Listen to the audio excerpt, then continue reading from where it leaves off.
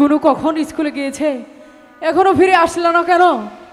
তবে কি সে স্কুলে কোনো বিপদ হলো? দাদা দাদা, এই তো আমি এসেছি। দাদা এসেছিস? এতক্ষণ তুই কোথায় ছিলি? আচ্ছা, তোর মুখটা এত মলিন দেখা যাচ্ছে কেন রে? দাদা আর যাব না। কি বলছি? ওই স্কুলে পড়িতে।